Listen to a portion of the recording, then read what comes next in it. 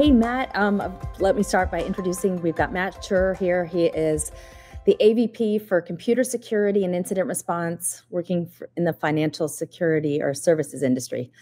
Thank you, Matt, for taking the time to talk to us. Well, thank you so much for having me. It's great to be here. Awesome. So we would just want to take a little time to talk to you today about a bunch of different things. Trends, what we're seeing in security, want to get to know you, understand things that you're seeing in security right now, and then we'll dabble a little bit in what you do with ThreatConnect and how you're working with ThreatConnect today. Sound good? Sure. Awesome. Okay, so before we get started, I always like to talk about you. Matt, who are you? Talk to me a little bit about your history, how you got into security, and how we know you. Sure, absolutely. So where to begin? I've been around information security for quite a long time, even before I worked in it proper. Some things on history is I just sort of grew up in that time and age where, I remember some of the more early days of technology and people being able to sort of bend it to their will and get to do things that, wasn't really intended to do, or that the people didn't really think about, the potential from a security aspect. It was really very much an afterthought. But back in those times, there were really three groups of people. So there were some people worked in fraud, usually like larger telecommunications companies and organizations like that. There were people in law enforcement. Some people will argue they're still a bit behind the times and the curve. They were woefully behind back then because literally there just weren't people that understood technology.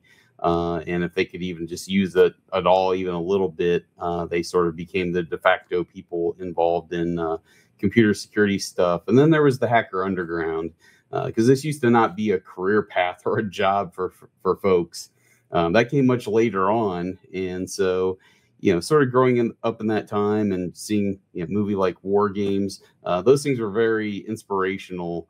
And then just sort of, I remember when Dan Farmer released a vulnerability scanner called Satan, the security analysis tool for analyzing networks.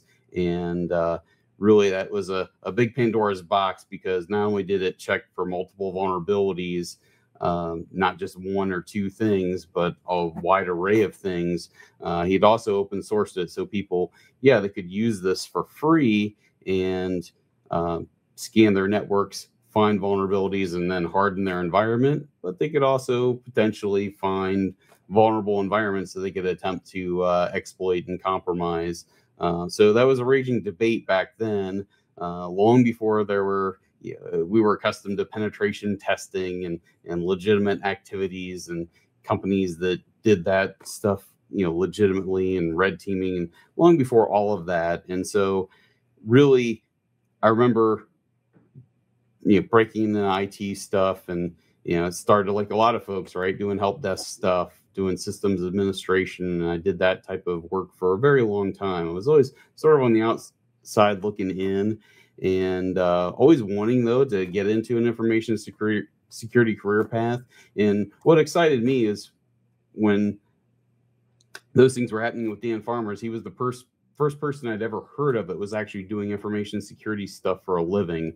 And so that really just thought, that's exciting. That's going to be the coolest job I've ever heard of.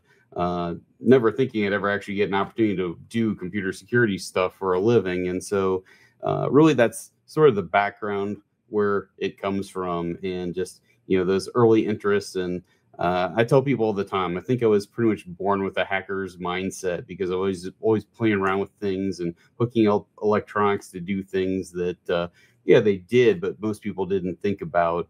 And I can remember hooking up game systems and splicing in audio feeds and sort of making music videos with explosions and stuff. And all my friends just thought I was weird. But that was such great fun back then. So how did you get pulled into security then? Because it sounds like it started as a hobby and then became a career.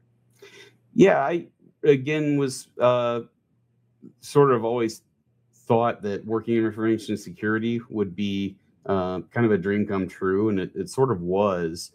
It took a long time. My career path was doing stuff as a systems administration, always being very security minded and always trying to do the right things and making it hard. But I would always read things on security. I would always go to conferences, go to meetup groups and those sort of things, and hear about those that did. And I applied a number of places and heard no a lot. It took a long time to break in.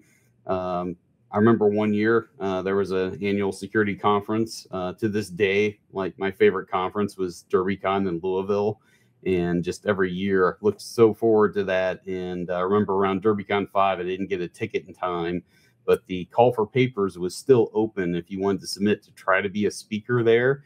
And I thought, well, I'm a pretty good writer, so let me just see what happens here. And so wrote up a CFP, sent it in, and they accepted. I got to go to the conference, which was fantastic. That was really my main objective. And I remember after having spoken there once, all of a sudden, shortly right after that, I got my opportunity to break into working in information security for a living. And so I've been doing that ever since. That was, I want to say, back in 2015. So even before that, again, had been around it for a long time, trying to get somebody to give me an opportunity, anybody. And once I got it, I just haven't let go. And to this day, I still go to conferences and I still give all these talks. What I didn't realize at the time was if you speak at a big security conference that's very well known and has a A-list track record of other speakers, that's all the InfoSec street cred I needed to finally get somebody to give me that opportunity. Absolutely.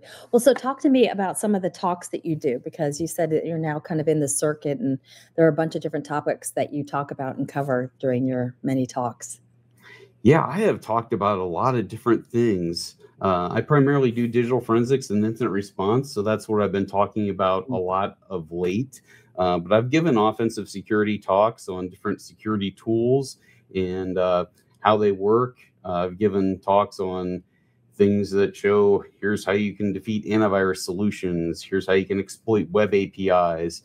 I've given talks on surveillance. I've actually given a talk on regular expressions, doing regex stuff.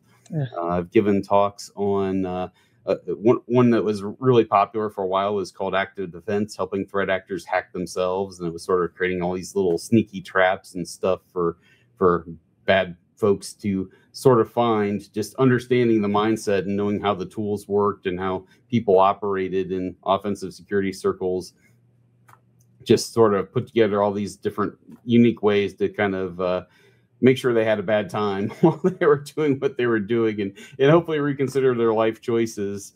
Yeah, it's been a lot of different topics on a lot of different things. And fortunately, it's all been very well received. People seem to like the topics I've come up with, and I always get great feedback. I've also done just panel talks that were very open, and you never know what questions are going to get fielded from the moderators and from attendees, those sort of things. Just did that last week, actually. So those are great fun. Awesome.